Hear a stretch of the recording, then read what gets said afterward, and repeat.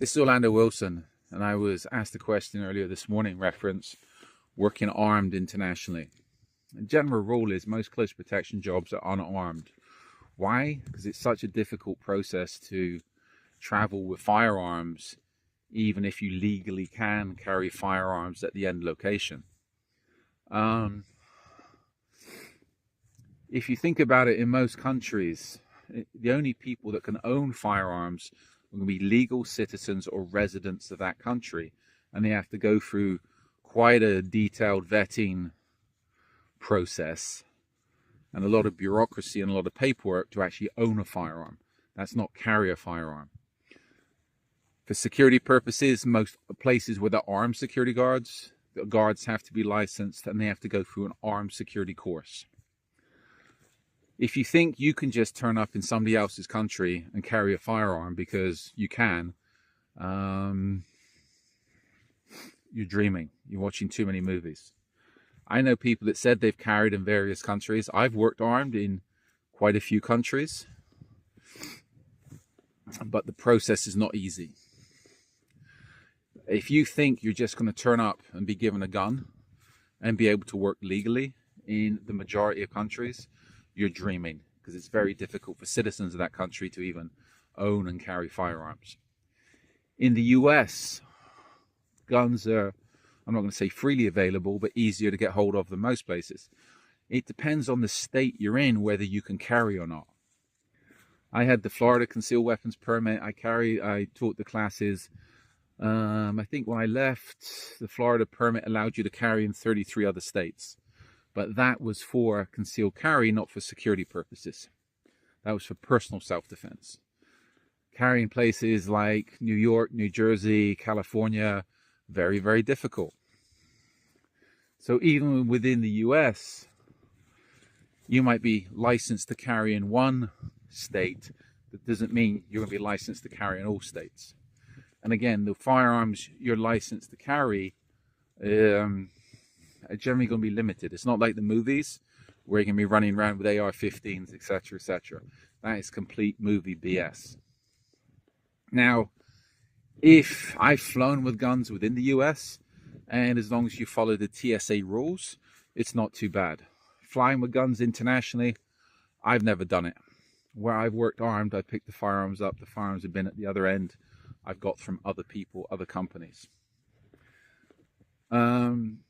One thing, and I know people that travel with guns for sporting purposes, a lot of it is a customs and immigration issue.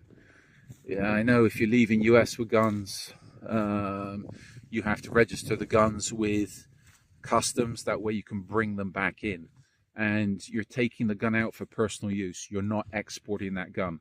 If you're caught exporting a firearm illegally, that is big problems, big problems. So you can take guns out and you can bring them back.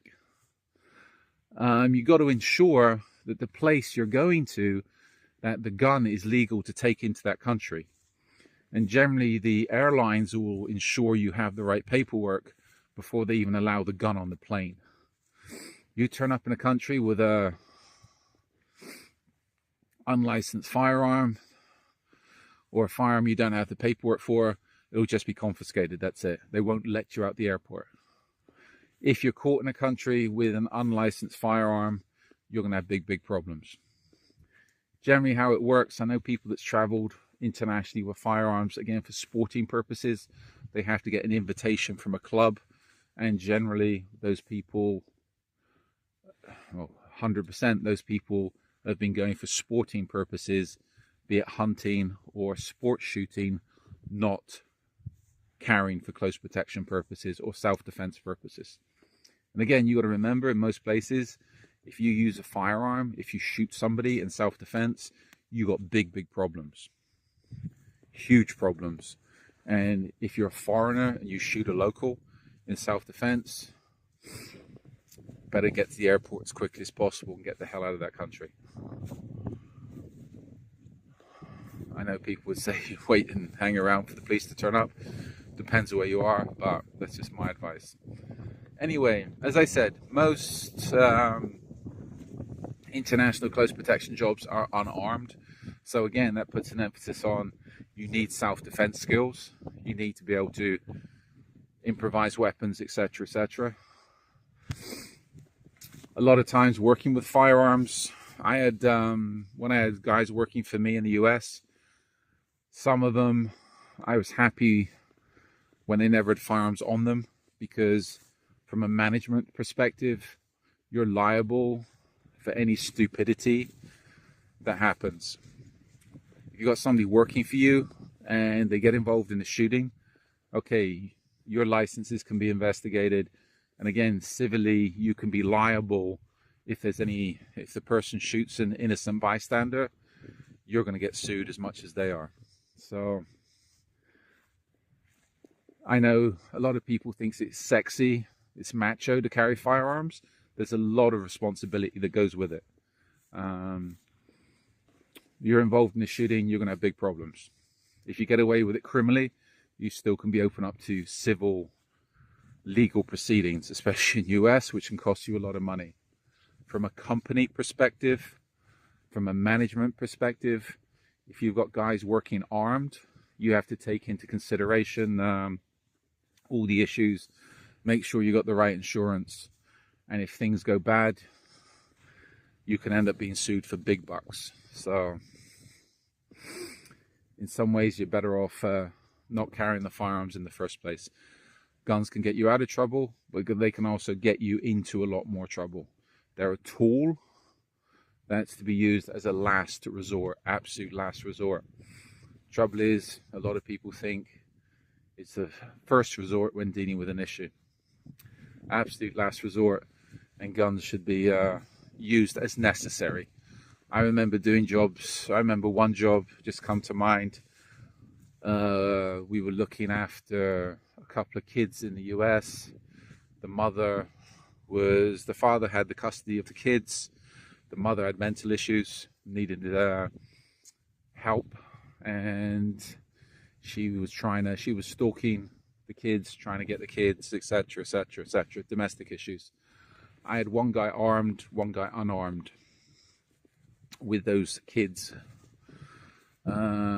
Everybody knew we were carrying.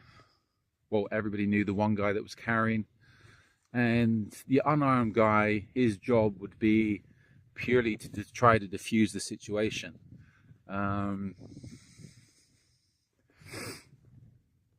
By trying to defuse the situation, an absolute last resort would have been if the woman came at him with a firearm, then the armed guy would have dealt with it.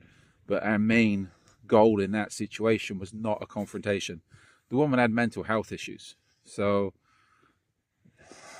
I know cops in the US like to shoot mentally ill people, but I don't think it's really a positive.